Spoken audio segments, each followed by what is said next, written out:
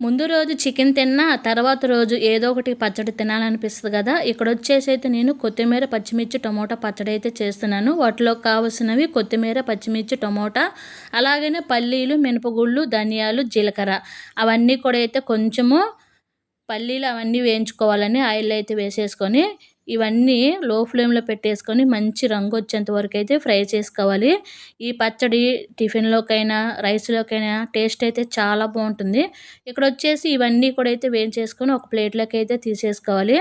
ఇక్కడ కారానికి సరిపడా పచ్చిమిర్చి అయితే తీసుకోవాలి. ఇవి కారం లేని పచ్చిమిర్చండి. ఈ పచ్చిమిర్చిని తో పాటు ఎండుమిర్చి కూడా అయితే వేసి నేను పచ్చడైతే చేస్తున్నాను 2 కలిపి.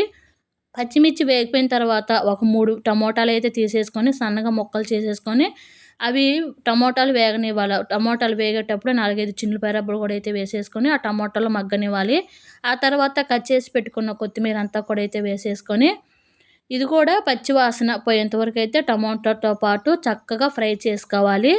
కొత్తిమీర, టమోటా పచ్చడి చాలా బావుంటుందండి. ఫస్ట్ టైం గూడా చేసిన వారైనా, టైమ్ చేసిన వారే గాని టేస్ట్ అద్దిరిపోతుంది. ఒక్కసారి ఈ విధంగా చేసి పెట్టండి పిల్లలకైనా, మీ ఇంట్లో వాళ్ళకైనా. కొత్తిమీర, టమోటా అదంతా కూడా అయితే మగ్గిపోయిందండి. ఇక్కడ ముందుగా వేయించి పెట్టుకున్న పచ్చిమిర్చి అవన్నీ ఉన్నాయి కదా! అవన్నీ ఒక్కసారి కొంచెం ఉప్పు, చింతపండు కూడా అయితే వేసేసుకొని ఒకసారి మెత్తంగా మిక్సీకి పట్టుకున్న తర్వాత కొత్తిమీర, టమోటా కూడా అయితే వేసి ఒకసారి మిక్సీకి పట్టేసుకోవాలి. ఆ తర్వాత ఇక్కడ పోపైతే పెట్టేస్తున్నాను. ముందుగా అయితే ఆయిల్ వేడిన తర్వాత కచ్చాపిచ్చిగా దంచి పెట్టుకున్న చిన్నులపాయ రబ్బలు, పోపు దినుసులు, ఒక అర స్పూను జీలకర్ర, ఎండుమిర్చి, కరివేపాకు అవి కూడా అయితే వేగిపోవాలి.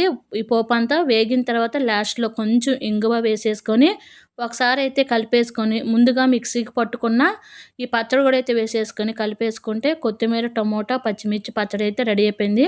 ఇది రోట్లో కూడా అయితే నూరుకోవచ్చండి. టేస్ట్ బావుంది. అసలు చాలా అంటే చాలా బావుంది కొత్తిమీర పచ్చడి. నచ్చితే లైక్ చేయండి.